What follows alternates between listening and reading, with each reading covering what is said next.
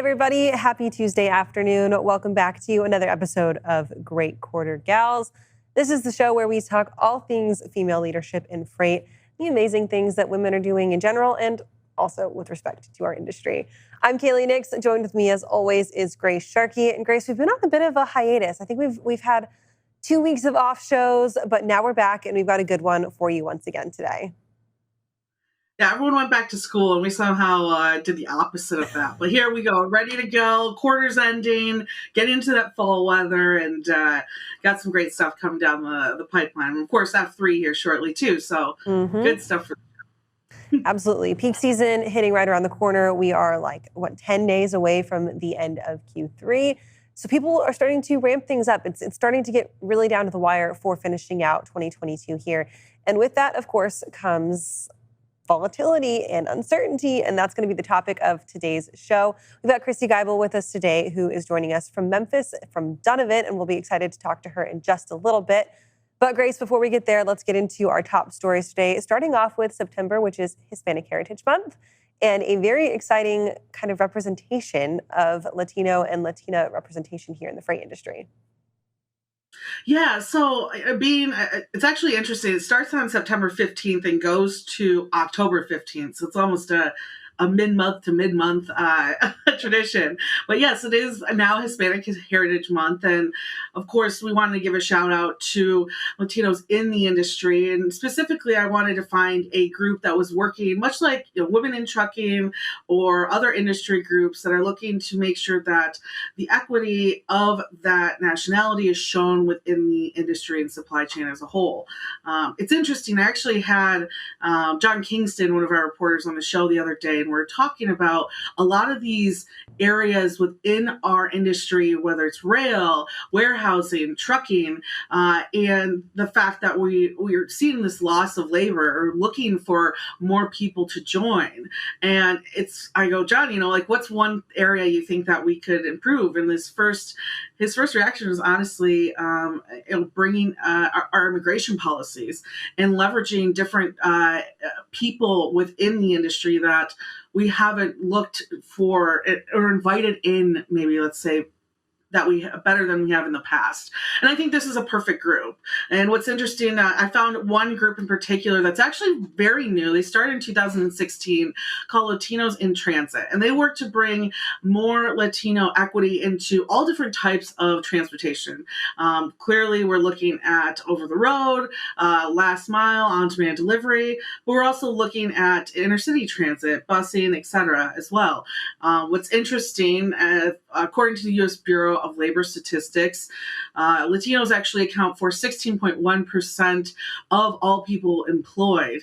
And that's actually a little bit lower than the total average. We're at 17.2% of the 4 million workers within transportation utilities industries are Latinos as well.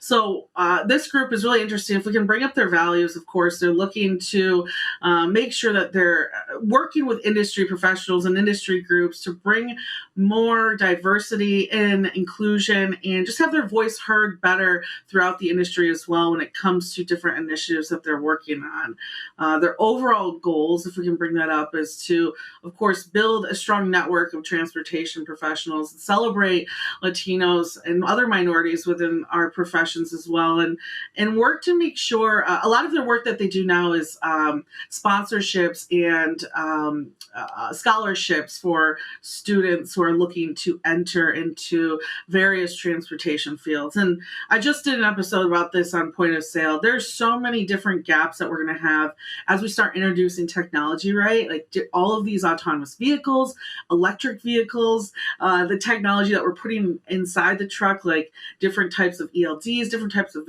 visibility programs and softwares, even down to fintech. All of these areas are going to need more people in that technology. And it's interesting. Unlike some, for instance, like let's say a warehouse job, those engineering jobs are very specific and very difficult to just quickly fill. We're going to need different minds, different thought processes, different people in order to achieve what we want to achieve here in the supply chain down the line. So big ups to Latinos in Transit. If you're looking to join their organization, they are really new and they're looking to build their board up as well. You can go to latinosintransit.org to learn more about them too. I love that. And this really harps on a point that we were talking about this morning on Freight Waves Now with Mary O'Connell. We were focused kind of on cross-border freight. And I asked her to finish up the interview to talk about the opportunities that lie there and how ripe the market is for technological development, fintech development, especially when it comes to that U.S.-Mexico trade. And of course, the U.S.-Mexico trade is just one subset, and Mexican workers are just one piece of the Latino umbrella. But they are something that where Mexico is a now top trade partner with the United States. So that opportunity is ripe for the taking, and it's right there. And it's really, really encouraging to see that cross-border development support not only the U.S. economy, but the Mexican economy as well, as they are just our direct neighbor. And Grace, I think that we'll get to talk to Chrissy a little bit about this as well later on with some of her involvement. But let's move on to our second story this morning, or this afternoon, that is. And we've got Erica Pregance, who is joining us from ArcBest, Vice President of Data Science at ArcBest, who has won the Supply and Demand Chain Executives 2022 Woman in Supply Chain Award, which is awesome. That's a huge honor, and it really highlights her work in diversity and leadership within her team and in the work that she's done to solve some of these really critical supply chain challenges over the last 2 years or so. And Erica's been with ArcBest now for 18 years, so an incredible career there, worked literally in every single aspect, kind of moving the ground up all the way from customer experience to starting off data development to now leading this data science role. And it's just another thing that highlights that women can do hard things and can do great things in this industry if they're given the support to do that.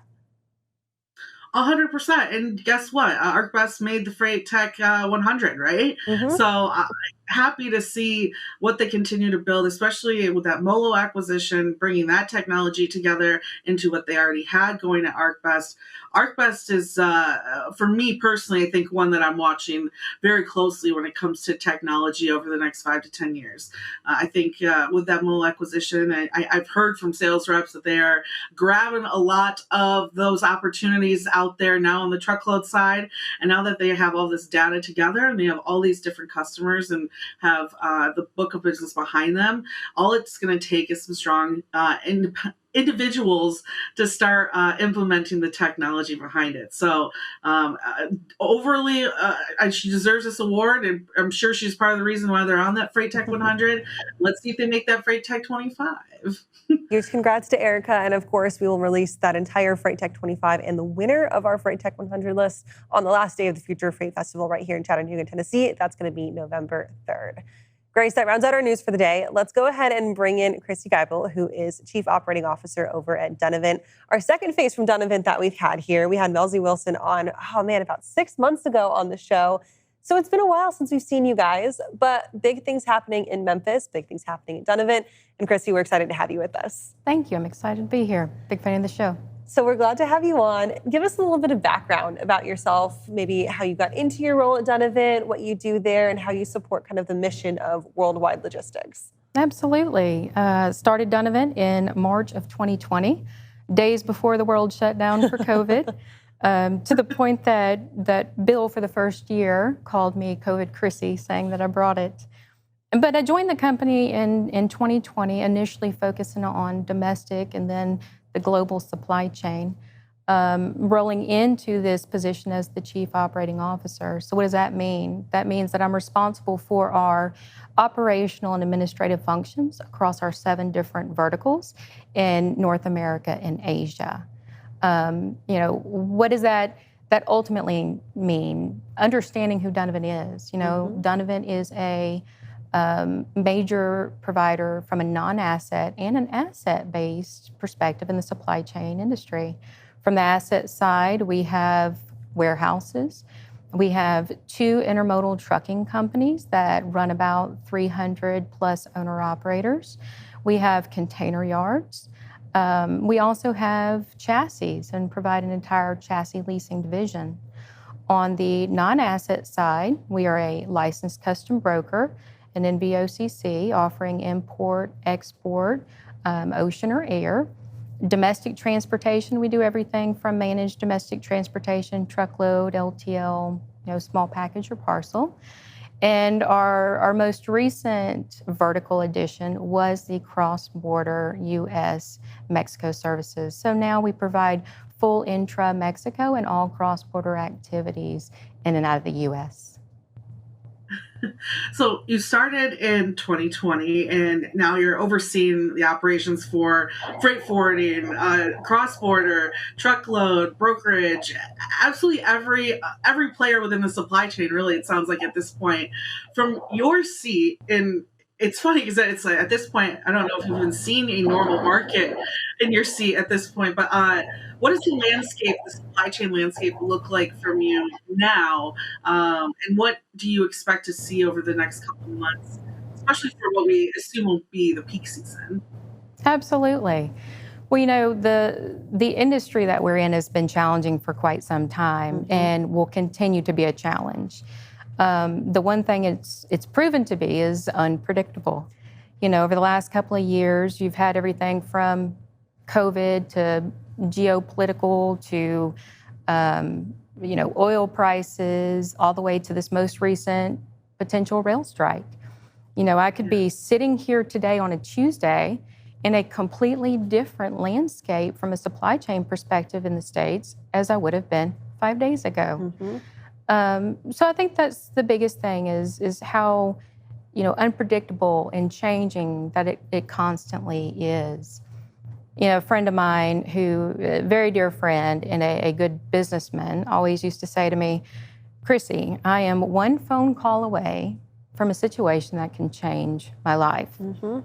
And we've seen that over the last couple of years from a business standpoint. We've been one situation away from something that's altered the course for many companies. And I don't see that necessarily changing. There's many factors still involved.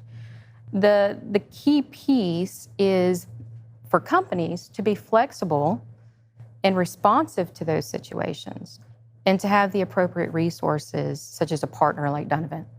So, Christy, when I think about Dunavant, you mentioned those 7 verticals that you guys cover, but within those, the sub-aspects of each vertical, I think of it kind of as like a spider web, It is. That you guys kind of cover. Like Dunavant's at the middle, each one of those verticals is in a circle around, but you have each piece interconnected. When something hits a piece of that web, every single piece of it shakes, right? And Dunavant in the middle has to figure out how to still it again and how to make it still viable. How do you handle that volatility? And how do you handle the difficulties that come with managing each individual piece of those verticals, but knowing that they're all still tied together? It's like a domino effect, right? You hit one, something else will fall over, which will make something else fall over. Absolutely. On the whole volatility side, you even talking about that, it makes me smile a little bit just because, for so long, people asked, what did I do or what does Dunavant do? And you've had to explain the supply chain side, what it is, because you get that blank stare, where now you're hard-pressed to find somebody who doesn't understand it. And the question is exactly what you've asked from many people, whether it's existing, new customers, things like that. How are you handling this volatility? How are you handling these changes? And my answer is pretty simple. We embrace it at Dunavant. That's who we are. That's what we do. We are solutions engineers as a whole. It is our job to provide the solutions to navigate the supply chain for each one of our customers' unique needs. And how we get to that, the core fundamental piece of Dunavant that's at the heart of that is a couple things. It's our human capital.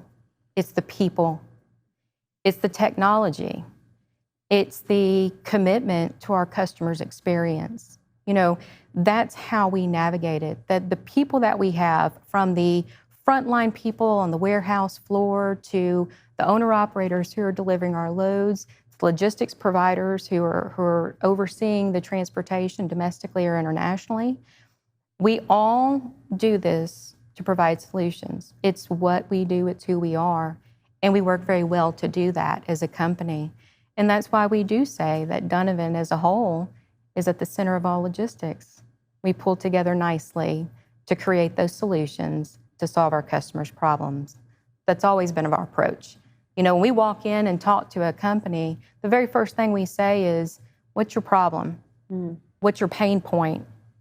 Let us solve that, and we'll prove ourselves, and then move throughout your network as needed. When you've been working with customers, especially over this last year, with just rates all over, clearly just different conditions across the globe, how have you, or what have you heard from your customers that are their biggest pain points? Where have those creative solutions had the most impact to your business?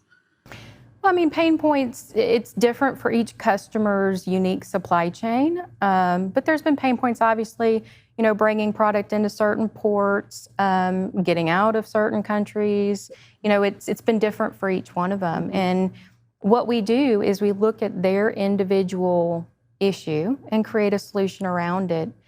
Some examples of things that we've done, we were on the leading edge through COVID of chartering vessels when we needed to move a vast majority of our clients' product into the States to get that space, from trucking and transloading when we needed to get the product on the shelf faster. Because at the end of the day, if we get that product on that shelf before someone else, then we've done our job for our customer. I had a customer recently who said, I have visibility issues. I can't see things within my supply chain in certain pockets, right? I'm losing visibility. So we looked at their network. We slightly changed their network, but we also moved it to where, from the import perspective, it's being controlled by Dunavant. We're bringing it into the Port of Houston, where we're running 150 owner-operators, moving those containers from the Port of Houston. We're bringing the product into our own warehouses and transloading the commodities there and overseeing the trucking all the way to final destination. At any point in that, we have full visibility for our clients of where their product is.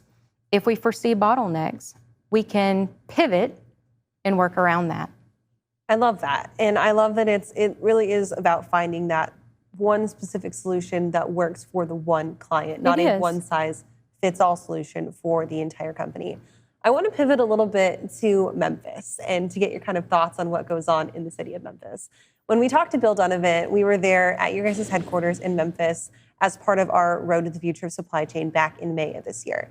And hearing him talk just about how much he loves the city of Memphis, the people that are there, the operations that are going on, was honestly kind of inspiring. Of course, Bill's on the Chamber of Commerce. He has a ton of pull and stuff that goes on, especially when it comes to this interstate kind of freight system that goes on. Y'all are right there on the border of Mississippi, border of Arkansas. And so you move a lot of freight cross state into Memphis. There's a lot of movement that goes on there as well. Comes with its very own unique set of challenges, navigating kind of this multi-state approach to freight and infrastructure and things like that. But can you talk to us a little bit about the people of Memphis, the projects that are going on in Memphis, how they're supported from every aspect of the freight side, from the Class 1 railroads to the Blue Oval plant going in? Tell us a little bit about that. Well, I could talk forever on this topic. That was one of my biggest draws to Dunavant when I joined the company, and to Bill Dunavant. He's a fifth-generation Memphian. I'm a born and raised Memphian. Went to the University of Memphis, go Tigers. But it's my home, and I'm very, very proud to be a Memphian. There's a lot of great things going on our side of the state. Just like you said, from Blue Oval City, the amount of jobs that Ford is going to bring to West Tennessee, that is something that, my generation, from my age, is going to be a drastic change in the landscape of West Tennessee between now and the next 10, 15 years. Memphis is the heart, in my opinion, of transportation. You've got, it's a distribution capital for us. You've got 5 Class 1 railroads. You have one of the largest air cargo airports. There's so much freight moving in and out of Memphis and kind of that tri-state area, which makes it the exact spot for Dunavant to be the center of it all. But a lot of great things happening in Memphis and a lot of great people in Memphis. Speaking of people, clearly great quarter gals. We love to highlight the amazing women in this industry. And more importantly, we like to share the stories of different women in the industry, especially those at your level, of how you've built your career and gotten to the wonderful role that you're in now. Clearly a woman in this industry, what have you learned? What are some of the basic or bigger lessons that you've taken on that maybe a woman just entering the industry today at a logistics company could take and run with in her career as well? Absolutely. So, I started my career in college. It was a situation where I was going to the university, trying to pursue more of a sports medicine is what I thought I wanted to do at the time. And I somehow got talked into figuring out more about the supply chain and logistics side. And I ended up falling in love with it. My career has been based on a couple things. One, I set the bar for myself very, very high. I'm constantly looking to achieve a higher goal. But more than anything was getting involved, making sure I had a seat at the table, a voice at the table. For young women today, do those things. Find opportunities to network. Find a mentor that you can talk to. Find a company that is willing to invest in you and spend time with you and really kind of develop who you are. The biggest thing to getting more people in this industry is going to be exposure. Just getting more people exposed. When I grew up in this, it wasn't there. I was going through a supply chain degree when there weren't many women who did it. Now I'm very proud to say I see a lot more women involved in this side of the business, and I love it. Yeah. I have a ninth grade son who is taking an intro to manufacturing class. In high school? In high school. Oh my gosh. Those things didn't exist when I was in high school. So the biggest thing I'll say to young people, women or not, is find those opportunities, take every job opportunity you can within a company, even if it's something less desirable. Because at the end of the day, you're going to gain knowledge.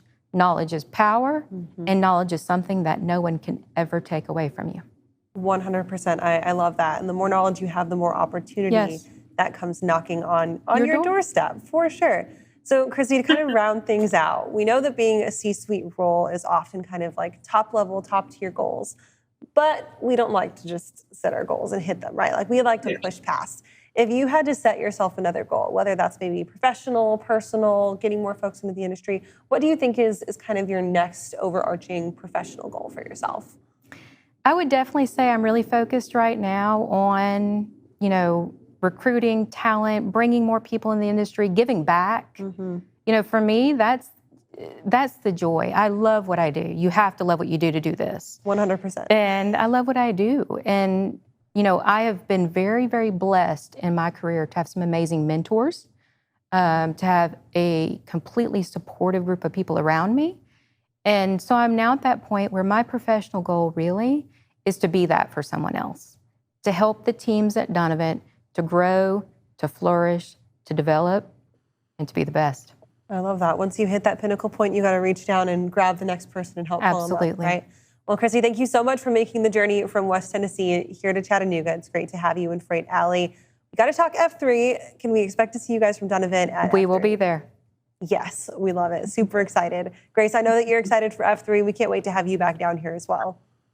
Oh, super excited. Especially, honestly, I would rather not be in Michigan in November, too. So excited to see that beautiful, beautiful city at a time where I might be in snow. So very excited. And excited to see you, Christine, everyone, all of our guests who being remote, don't get to see. So a lot of handshaking, a lot of hugs for sure.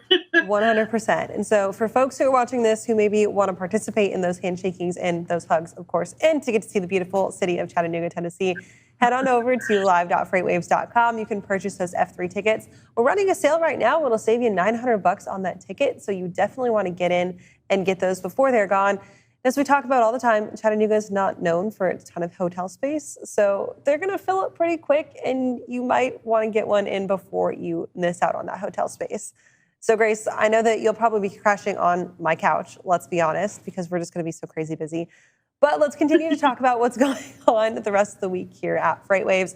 You, of course, host Road Dog Radio, Drive Time with Grace Sharkey. Tell us a little bit about the radio show tonight. Yeah, so Thomas is going to be on with me tonight. We had really a lot of fun last week giving out every single day free giveaways from multiple companies for National Truck Driver Appreciation Week.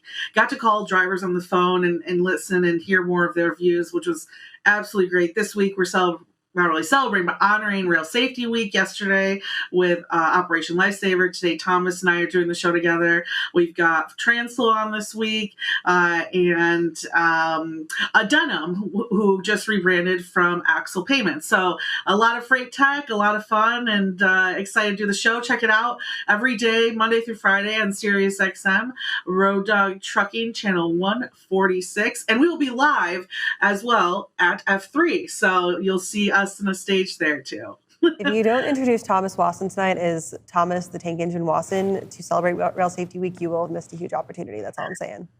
Yeah, will do. Noted. Yeah. So tune into that tonight, 5 to 7 p.m., channel 146 on Sirius. You can catch us every Tuesday here for Great Quarter Gals at 3 o'clock Eastern Time. We'll see you guys next week. Have a great rest of your Tuesday. 1, 2,